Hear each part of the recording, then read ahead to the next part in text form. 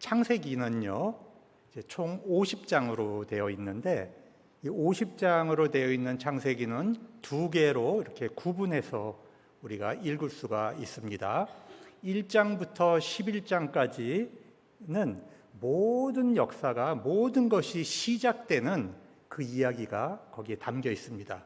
그래서 우리가 이제 신학교에서는 1장부터 11장을 우리가 원역사라고 합니다. 그러니까 인간이 태어나기 이전부터 시작되었던 모든 것의 시작, 그래서 원역사라고 이제 이야기를 하고요.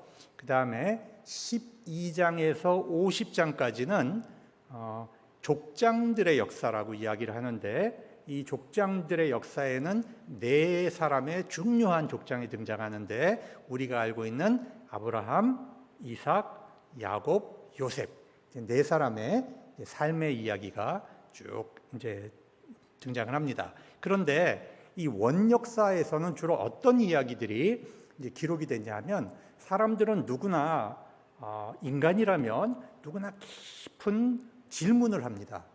내가 왜 사는가? 그렇죠? 내가 왜 사는가? 우주가 왜 만들어졌을까?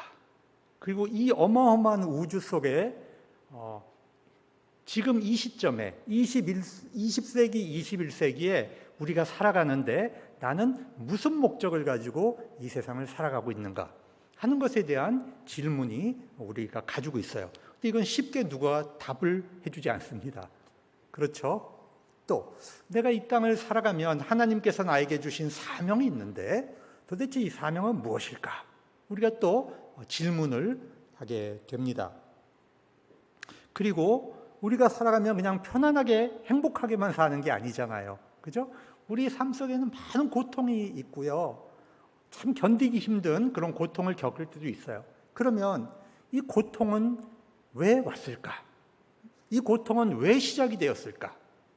우리 인간에겐 또 죄가 있는데 하나님을 벗어나서 우리 인간의 욕망에 따라 살려고 하고 인간관계가 막 얼크러져서 내가 원치도 않았던 일 때문에 사람의 관계가 파괴돼서 막 마음 아파하고 그런 경우들도 굉장히 많아요. 그럼 이 죄와 고통은 왜 생겨났을까? 우리가 질문을 하지만 또 쉽게 누군가가 답을 해주지 않습니다. 이런 우리가 가지고 있는 인생의 가장 깊은 밑바닥에 있는 이 궁금증은 학교에서 공부로 배울 수가 없는 겁니다. 또 과학과 의학을 아무리 연구해도 우리 인생을 살아가는 데 있어서 이 근본적인 질문은 답을 얻을 수가 없습니다. 그래서 하나님께서 우리가 가지고 있는 이 근본적인 문제에 대해서 답을 주시기 위해서 우리에게 계시를 주셨는데, 창세기 1장 1절에서부터 11장에 있는 그 이야기가, 원역사에 대한 이야기가 바로 우리 사람들이 고민하면서 살아가는 가장 깊은 곳에 있는 이 질문에 대한 답을 주는 거예요. 우리가 왜 사는지, 내가 누구인지, 어떻게 살아야 하는 것인지, 하나님을 어떻게 만나야 하는 것인지, 우리가 사람 관계는 어떻게 해야 되는 것인지, 물질 관계는 어떻게 해야 하는 것인지, 이 모든 것에 대한 가장 본질적인 것을 성경 맨 처음에 창세기 1장부터 11장까지 이제 하나님이 계시로 말씀을 주신 겁니다. 그렇기 때문에 우리가 이 창세기 1장부터 11장을 공부하면서 그걸 깨달아야 돼요. 우리 마음속에 인생을 살면서 가장 고민했던 이야기들의 답을 우리가 이제 찾아가는 겁니다. 그래서 지난주에 우리가 공부했던 게, 하나님께서 빛이 있으라, 최초로 창조하신 그 빛이 있으라 그랬는데, 그 빛은 무슨 빛이다? 하나님을 알 수 있는 빛. 그죠? 이 태양빛이 우리에게 전해주는 이런 태양 에너지가 아니고, 영적으로 하나님을 알 수 있는 빛이 비춰져야 우리 마음속에서 창세기가 확 열린다고 이제 그렇게 말씀을 드렸어요.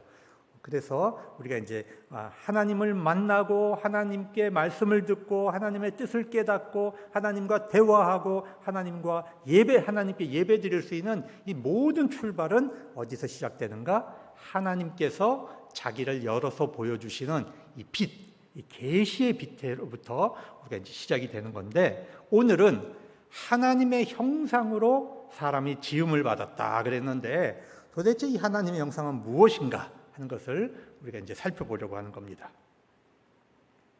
오늘 말씀은 하나님께서 사람을 만드시는데 이 5일 동안 모든 것을 다 만들어 놓고 다 만드신 다음에 마지막으로 창조하시는 것이 사람입니다. 그러니까 사람이 살 수 있는 모든 환경을 만들어 놓고 하나님이 사람을 창조하시는 거예요. 그러니까 사람에게 주시는 은혜, 사람들이 누려야 될 자연적인 은혜, 하나님의 모든 은총을 다 준비해 놓고 그리고 사람을 만드셨기 때문에 우리 사람들이 이 땅에서 행복하게 살 수 있는 모든 조건이 만들어지는 것이죠. 그러니까 늦게 창조될수록 하나님께서 더 귀하게 여기시는 그런 존재라는 거죠. 자, 그러면 여러분 우리가 한번 질문해 볼게요. 남자를 먼저 만드셨어요? 여자를 먼저 만드셨어요? 남자를 먼저 만드셨죠. 먼저 만들었으니까 더 귀하다. 기존 교회에서는 이렇게 가르쳤어요. 그죠? 저는 반대로 말씀드리려고 해요. 남자를 만드시고 여성을 나중에 만드셨어요. 그러니까 창조의 원리에 의하면 가장 마지막에 만들어진 존재, 여성이 하나님 앞에서 얼마나 귀한 존재냐 하는 거죠. 그죠? 그러니까 우리가 전통적으로 가부장제의 눈으로 성경을 읽을 때는 여성을 남성보다 조금 밑에 놓는 그런 눈으로 읽었는데 성서를 그런 눈으로 읽으면 안 된다는 것이죠. 마지막에 만드신 존재가 하나님 보시기에 가장 귀중하고 소중한 존재일 수 있다는 것을 우리가 또 깨닫게 되는 겁니다. 그런데 하나님께서 우리의 형상을 따라 우리의 모양대로 우리가 사람을 만들자 그러세요. 하나님은 한 분이신데 왜 여기는 복수로 등장할까? 우리가 이렇게 질문할 수 있죠. 한번 생각해 보세요. 하나님께서 모든 천하 만물을 만드실 때는 하나님이 말씀으로 만드셔요. 빛이 있으라, 태양이 있으라. 모든 것은 말씀으로 만드시는데 사람을 창조하실 때는 특별하게 하나님이 성부, 성자, 성령 하나님이 천상회의를 하세요. 하나님 나라 천상에서 회의를 해가지고 우리의 형상대로 우리의 모양대로 우리가 사람을 만들자. 이렇게 하나님이 특별하게 기획을 하시고 사람을 만드신다라고 하는 아주 소중한 이야기가 여기 적혀 있는 거예요. 그러니까 다른 모든 만물들과 사람은 구별됩니까? 안 구별됩니까? 구별되고 있죠. 하나님께서 사람을 특별하게 만드신다라고 하는 것을 우리가 여기서 알 수 있는 거예요. 아주 특별하고 신중하게 만드신다. 오늘 창세기 2장 7절에서 보면 심지어 하나님은 노동까지 하십니다. 흙으로 사람을 빚어서 그 안에 생기를 불어넣고 살아있는 영이 되게 하십니다. 인간이 얼마나 소중하면 하나님이 직접 노동을 하셔가지고 다른 모든 존재는 말씀으로 있어라 하셨는데 사람을 만들 때는 직접 노동하셔서 그렇게 만드신다고 하는 것을 여기서 성경이 기록을 하고 있어요. 그렇다면 질문을 한번 해보겠습니다. 우리 성도님들에게 도대체 이 하나님의 형상이라고 하는 것은 무엇일까? 뭐든지 괜찮아요. 여러분들 스스로 한번 답을 해보세요. 도대체 하나님의 형상은 무엇일까? 여러분, 하나님의 형상이 있다는 것은 다른 모든 피조물과 인간이 구별되는 것인데 그것은 첫 번째 하나님과 영적인 대화를 할 수 있다는 뜻이에요. 여러분, 자식들은 부모의 형상을 닮아요. 그죠? 그렇기 때문에 부모와 친밀하게 사랑으로 대화를 합니다. 형상을 가지고 있다는 것은 뭐냐면 사랑으로 대화를 한다는 뜻이에요.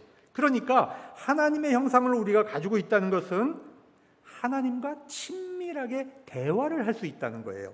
그래서 세상 모든 만물은 하나님의 음성을 듣고 하나님과 영적인 대화를 나눌 수 있는 능력이 없습니다.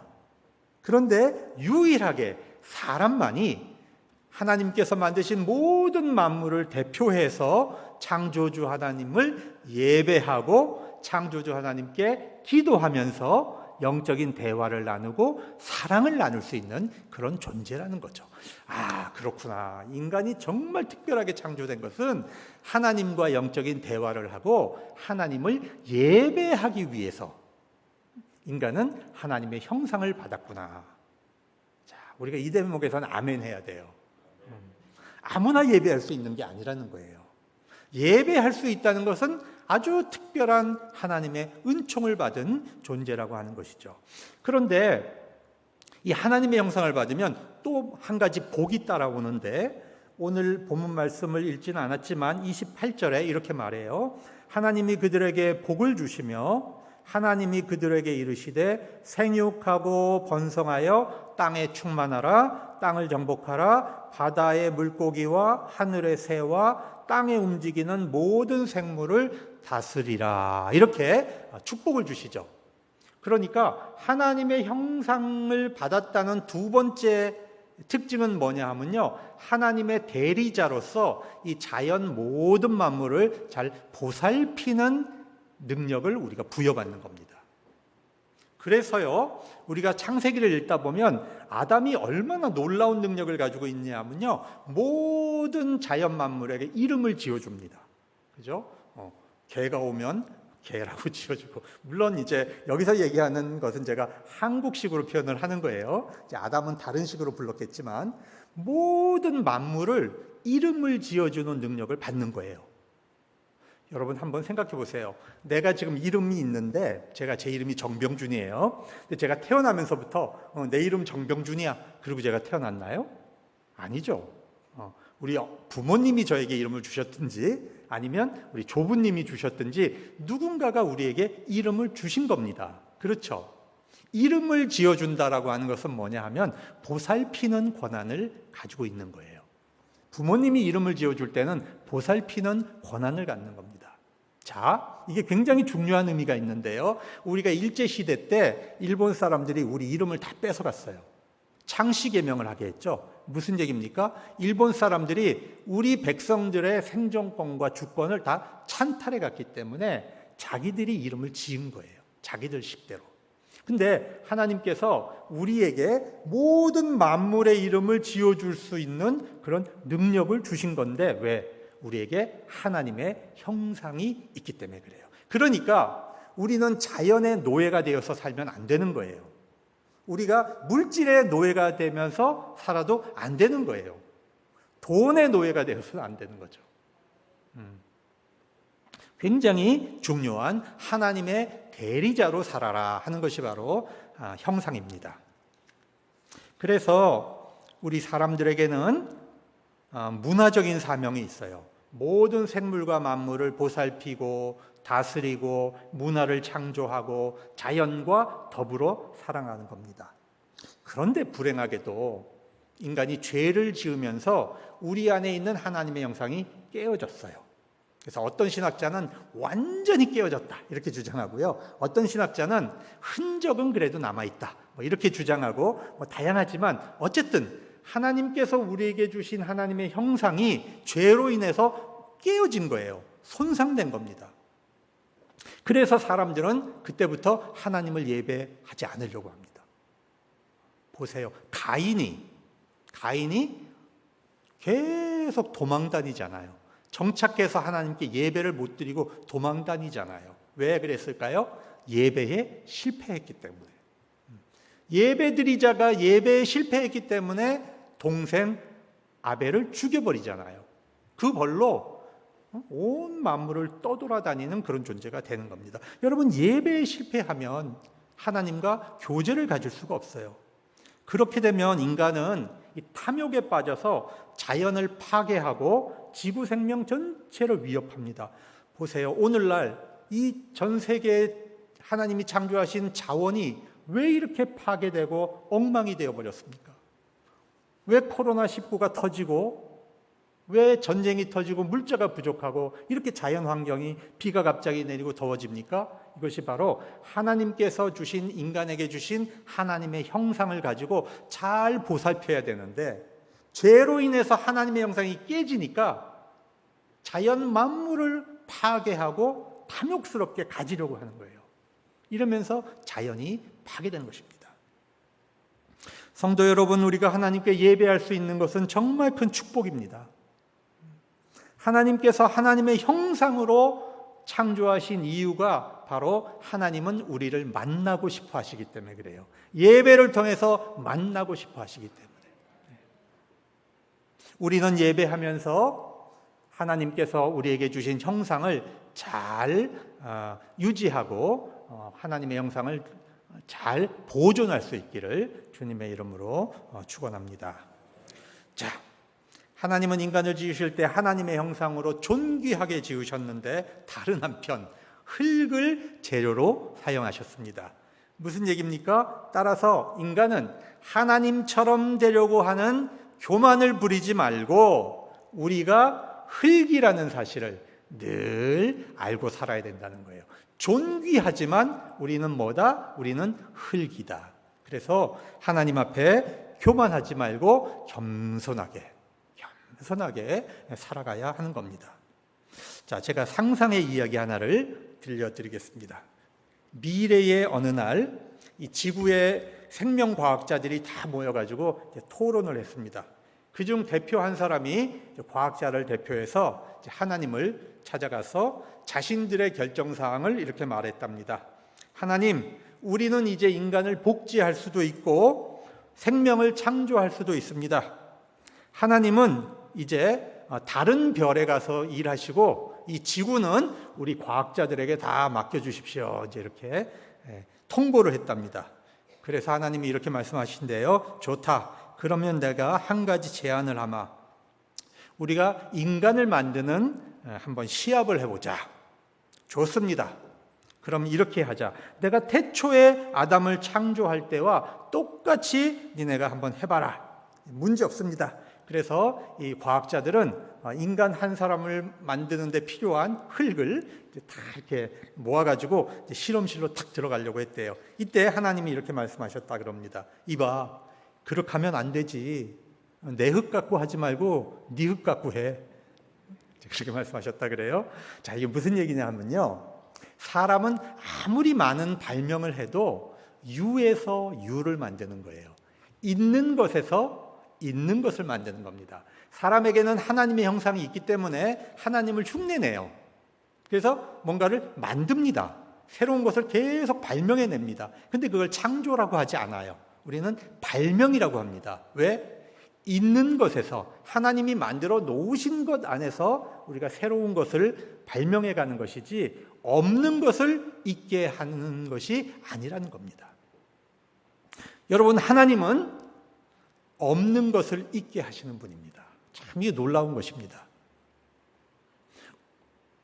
우리는 모두 우리에게 없던 것을 하나님의 은혜로 받았습니다. 여러분, 우리의 생명과 건강이 원래 있던 것입니까? 우리의 생명이 원래 있던 것입니까? 우리가 만든 것입니까? 서울대 간 친구들을 모아놓고 어떤 유명한 학자가 그런 이야기를 했대요. 여러분들이 여러분의 능력으로 서울대 왔다고 생각하는 사람 손 들어보세요. 그랬더니 한 100명 중에 99명이 손 들더래요.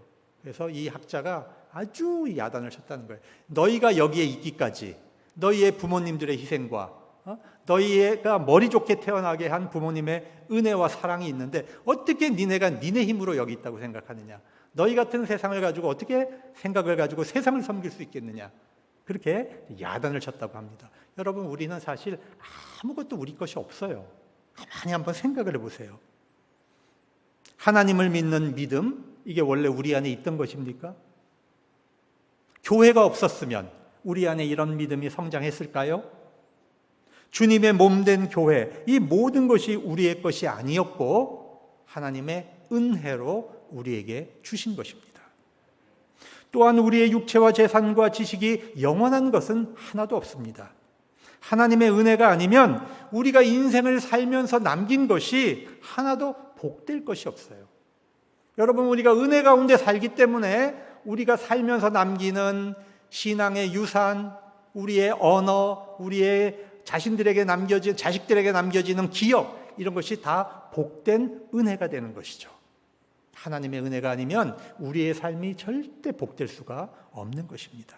따라서 우리는 하나님과 예배하면서 그 은혜를 구하지 않으면 우리는 존재할 수 없다라고 하는 것을 우리가 깨달아야 하는 것입니다. 하나님의 형상을 가지고 있다고 하는 것은 교만하지 말아야 하는 것입니다. 또한 하나님의 형상을 가진 인간은 어떤 존재보다 우리가 존엄하다고 하는 것을 우리가 깨달아야 됩니다. 시편 8편에 보면 하나님은 사람을 하나님보다 조금 못하게 지으시고 모든 만물보다 뛰어나게 지으셨다, 이렇게 말합니다. 시편 기자가. 영광과 존귀와 관을 씌워주셨다. 무슨 뜻이냐 하면 인간에게는 하나님의 형상이 있기 때문에 하나님보다는 못하지만 모든 만물보다 뛰어난 존재로 하나님께서 지어주셨다는 거예요. 그래서 모든 인간은 하나님 앞에 존귀하고 평등합니다. 여러분, 재벌의 자식과 가난한 노동자의 자식이 하나님 앞에 똑같이 존엄합니다. 여러분, 세상에 나가면 재벌의 자식이 더 대우받죠. 노동자의 자식을 더 대우하겠어요? 그러나 하나님의 교회에 왔을 때는 하나님 앞에 똑같은 겁니다. 여러분, 이것이 하나님의 은혜입니다. 15년 기도해서 어렵게 얻은 자녀나 한 번의 실수로 태어난 미혼모의 자녀가 하나님 앞에 똑같이 존엄하고 존귀한 것입니다. 그 어떤 인간도 하나님 앞에서 피부 색깔, 나이, 성별, 종교, 이념, 경제적 능력에 따라 차별받고 비인간적인 대우를 받아서는 안 되는 겁니다. 왜? 하나님의 형상이 있기 때문에 그런 것입니다. 교회는 사람을 차별하는 행동에 참여해서 안 됩니다. 교회 안에서는 그런 차별이 일어나서도 안 됩니다. 초대교회에서는 노예 주인과 노예가 형제 자매가 됐습니다. 정말 놀라운 일이 벌어졌습니다. 그래서 로마 사회가 뒤집어진 겁니다. 그러나 인류 역사에서 교회는 인간을 차별하는 범죄에 여러 차례 가담을 했습니다. 백인들이 흑인을 노예로 팔고 살 때에 이 백인 기독교인들은 흑인에게 영혼이 없다고 하는 거짓말된 교육을 했습니다. 2차 세계대전 당시에 나치가 유태인을 학살할 때에 많은 독일 교회가 침묵을 했습니다. 소수의 기독교인들만이 박해를 받으면서 신앙을 지키고 저항했습니다. 남아프리카 공화국에서 남아프리카 정부가 인종차별 정책을 할 때에 백인 교회들이 그것을 지지하는 그런 입장을 발표했습니다. 여러분, 이것은 이단입니다. 아무리 보수를 얘기해도 사람을 차별하는 그런 정책에 협조할 때 그것은 이단 행위입니다. 한국의 일부 보수교회는 여전히 여성이 목사가 될 수 없다는 차별을 정당화하면서 그것을 보수신앙이라고 가르칩니다. 그러면서 자신들을 정당화하는데 이것은 하나님의 형상을 깨는 범죄 행위입니다. 오늘 성경 말씀에 보면 이렇게 되어 있습니다. 하나님이 자기 형상, 곧 하나님의 형상대로 사람을 창조하시되 남자와 여자를 창조하시고. 여러분, 성경에는 하나님의 형상이 남자와 여자로 되어 있습니다. 왜 여성은 목사가 되면 안 됩니까? 이게 어떻게 보수신앙입니까? 그건 인간이 만들어 놓은 제도입니다.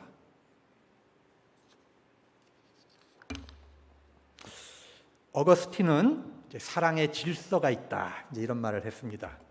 사람은 제일 먼저 하나님을 사랑해야 되고, 그 다음은 사람을 사랑해야 되고, 그 다음 동물, 식물, 광물의 순서로 사랑을 해야 된다. 그러니까 무슨 얘기냐면 생명의 중요성을 얘기하고 있는 거죠. 광물에는 생명이 없잖아요. 식물에는 생명이 있고 동물에도 생명이 있죠. 또 사람은 그것보다 귀중하죠. 근데 이 말이 너무나 당연한 이야기 같은데 가만 생각해 보니까 큰 지혜가 있는 말씀이었어요. 오늘날 사랑의 질서는 완전히 거꾸로 되어 있습니다. 현대인들이 제일 사랑하는 것은 무엇입니까? 그것은 다이아몬드, 금, 광물입니다. 여러분, 광물을 제일 사랑합니다. 그 다음 사람들이 사랑하는 것은 식물입니다.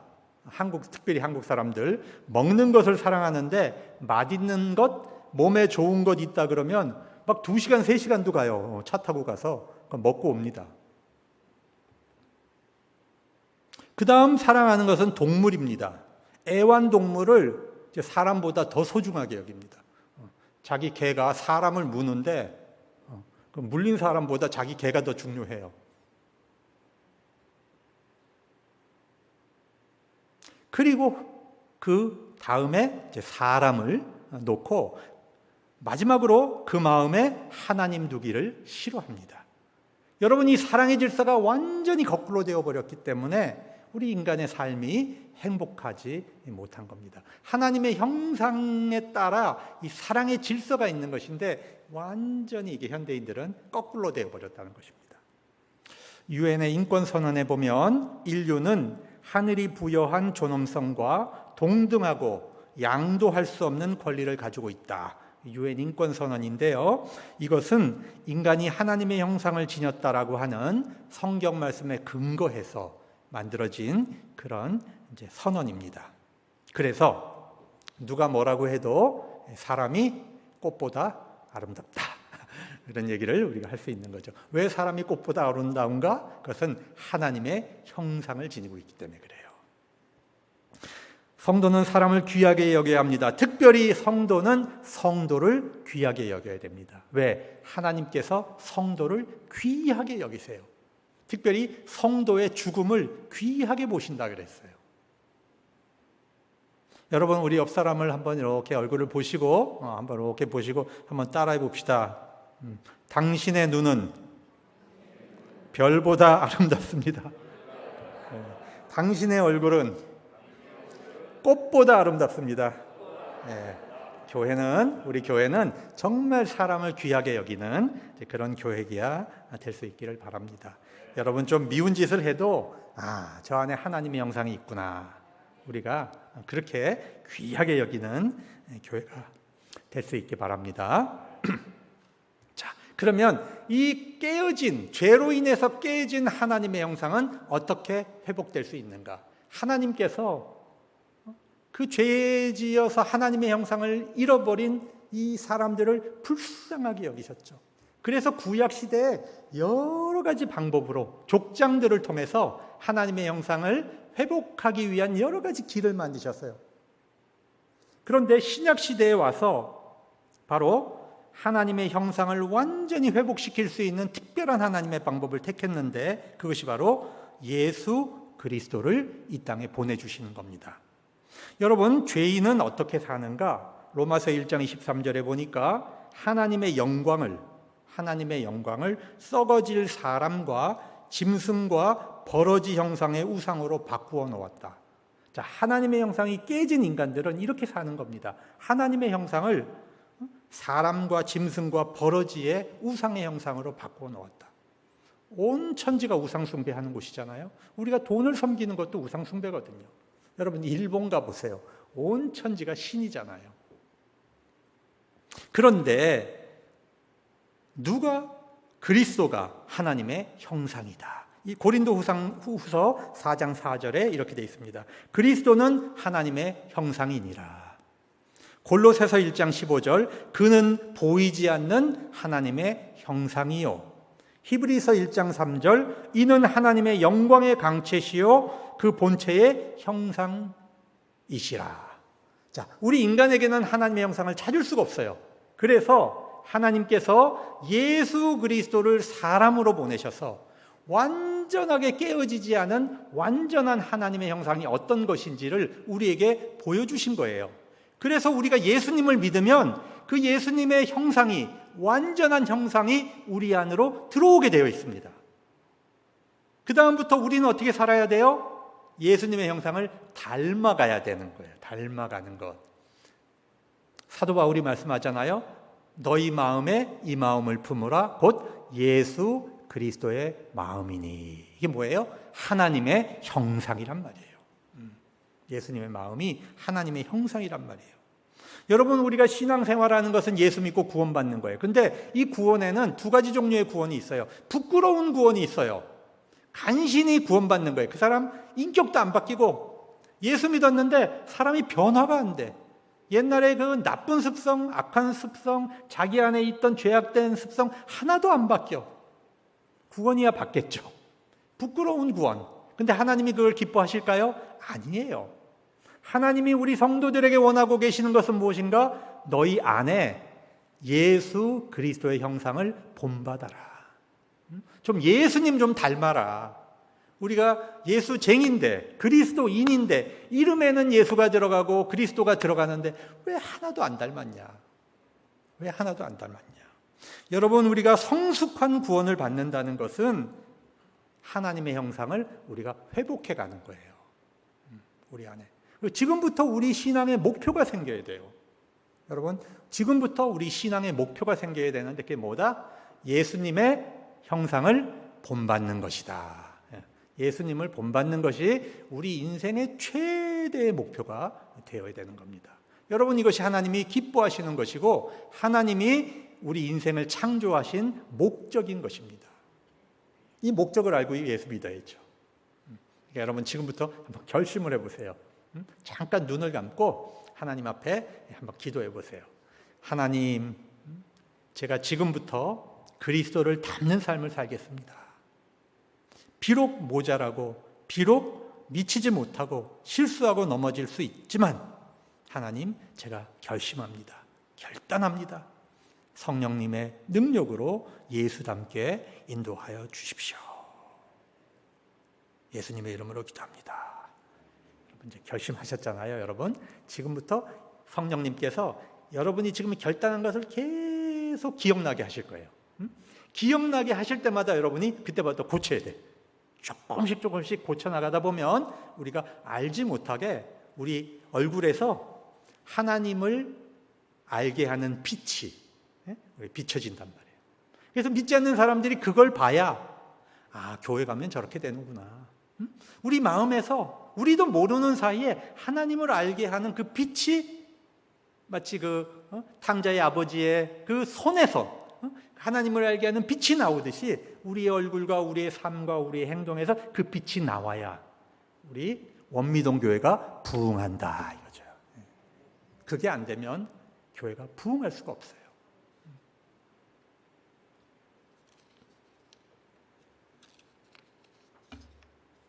하나님의 형상이 회복되면 우리에게 세 가지 특징이 나타납니다.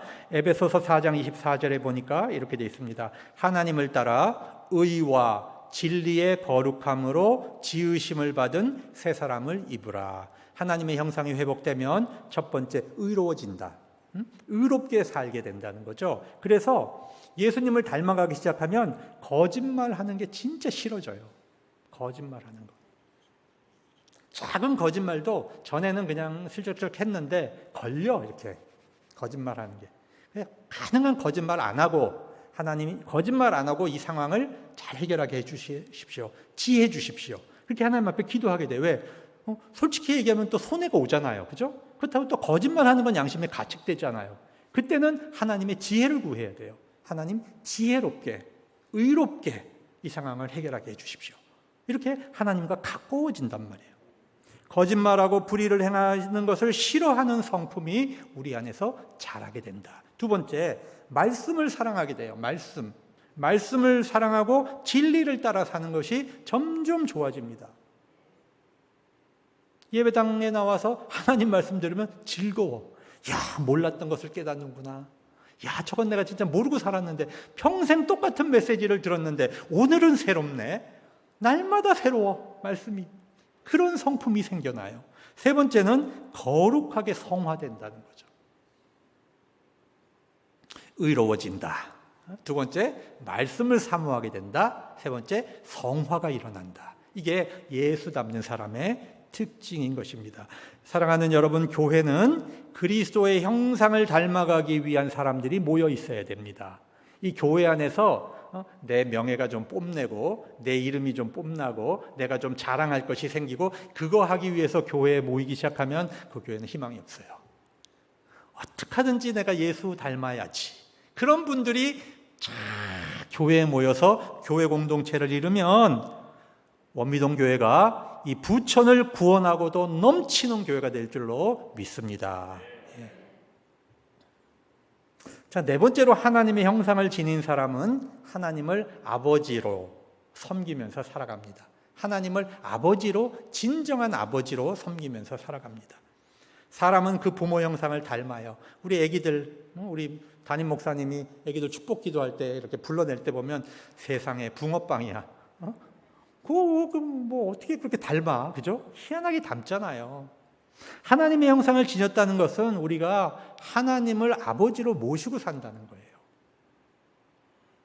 여러분, 2차 세계대전 당시에 일본이 아주 훌륭한 그리스도인 목사님이 한 분 계셨는데, 가가와 도요히코라고 하는 굉장히 훌륭한 그 위대한 그 그리스도인이 한 분 살았습니다. 그분은 일본의 고위 공직자와 기생첩 사이에서 태어났어요. 근데 그 어렸을 때 엄마와 아버지가 다 죽고 그 본처의 집에 들어가서 얹혀 사는 겁니다. 여러분, 첩에서 태어난 아기를 본처가 데려다 키우니 얼마나 부박을 하겠어요. 먹고 살기도 힘든 시대인데. 그러니까 갖은 구박을 다 받으면서 이 아이가 이제 자라났는데 12살 되던 해에 그 담장 밑에 앉아서 세상을 한탄하면서 햇볕을 쬐면서 이렇게 앉아 있는데 귀에 스쳐 지나가는 소리가 들렸어요. 전도대원이 음성인데, 누구든지 예수님을 믿으면 하나님의 자녀가 됩니다. 이 사람이 그냥 12살 어린아이가 그 몇만 볼트 감전된 그런 막 충격을 받은 거예요. 하나님의 자녀가 된다고? 달려가 가지고 얘기하는 거죠. 나 같은 기생 첩의 아들도 하나님 아들이 될 수 있나요? 그래, 누구든지 예수 믿으면 하나님의 자녀가 될 수 있어. 그때부터 이 가가와 도요히코는 누가 자기 이름을 물으면 이렇게 답을 합니다. 저는 가가와 도요히코 하나님의 아들입니다. 이렇게 답을 하기 시작을 했어요. 이 아이가 자라서 청년이 돼가지고 고베 신학교를 이제 들어갑니다.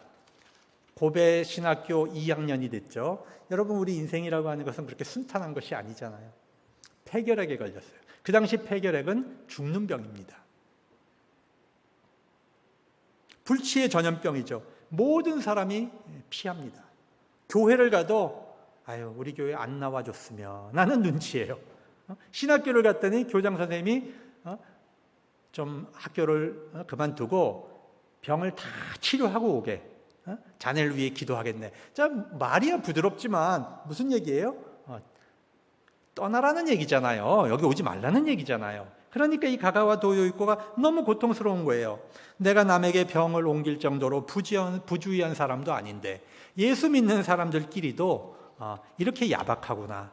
어차피 죽을 인생인데 내가 기다리지 말고, 죽음을 기다리지 말고 남자답게 내 손으로 목숨을 끊자, 이렇게 생각을 하고 마지막으로 이 사람이 여행을 하기 시작을 합니다. 그래서 그는 북부 오지 가나사와라고 하는 곳에 이르렀는데 저녁쯤에 이 천막으로 된 작은 교회를 발견하고 거기에 들어갔습니다. 수요일이었습니다. 그곳은 나가노라고 하는 젊은 목사님이 신학교를 마치고 그곳에서 부인과 두 아이를 데리고 5년 동안 아무도 교인이 오지 않는 그 천막에서 예배를 드리면서 5년을 지키고 있었습니다. 나가노 목사의 친구들은 이 장래가 촉망되는 이 젊은 나가노 목사에게 도시의 큰 교회에서 청빈이 오는데 그곳으로 떠나지 왜 교인도 안 찾아오는 이곳에 이러고 있느냐, 그렇게 조언을 합니다. 하지만 나가노는 이곳에 하나님의 뜻이 있다는 믿음으로 그것을 지키고 있었어요. 어느 수요일 저녁 한 청년이 교회로 들어옵니다. 그는 기쁘게 청년과 함께 예배를 드렸고 그를 식탁에 초대합니다. 식사 도중에 가가와 도요히코는 피를 토했습니다. 온 식탁이 이 폐병쟁이의 피로 확 번진 것이죠. 나가노 목사는 잠시 분노했습니다.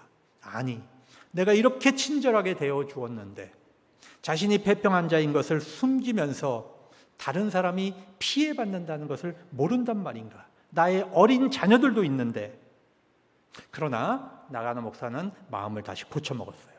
그리고 이 식탁에 쏟아진 피를 자기 손으로 깨끗하게 치우고 다시 식탁을 차려서 가가와 도요이코에게 식사 대접을 합니다. 가가와 도요이코는 그곳에서 요양을 하면서 기적적으로 병을 고쳤고 신학교를 마치고 목사가 되어서 이 고베의 빈민굴로 들어갑니다. 하나님을 섬기기 위해서 가장 낮은 곳으로 갔죠.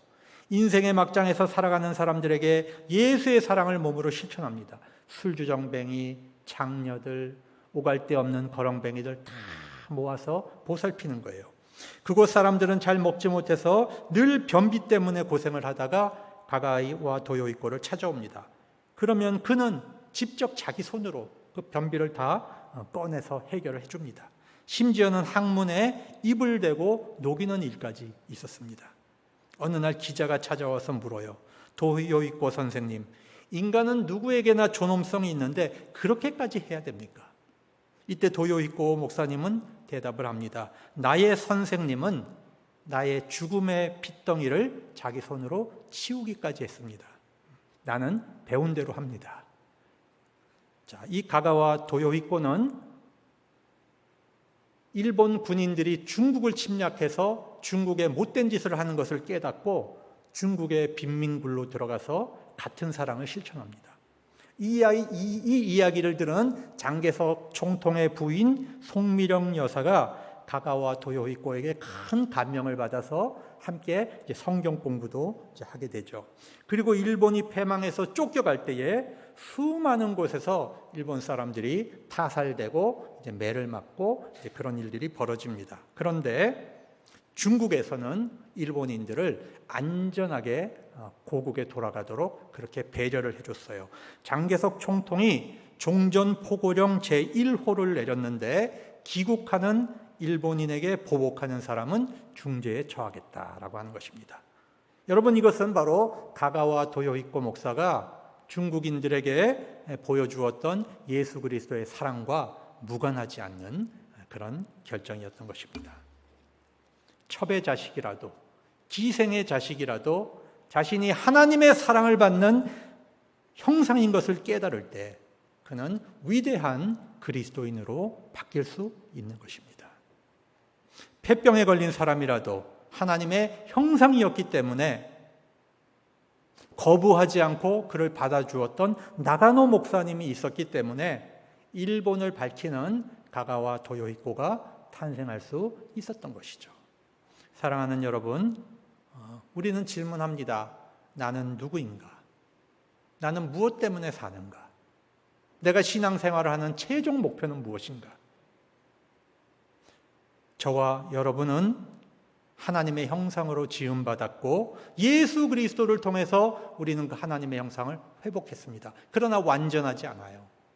우리 신앙생활의 최종 목표는 바로 예수 그리스도의 형상을 담는 그 신앙의 인격체에 도달할 때까지 우리가 하나님을 섬기고 교회를 섬기는 그런 인생을 살아가야 하겠습니다. 모든 인생은 너무나 값진 것이고 소중한 사명이 부여되어 있습니다.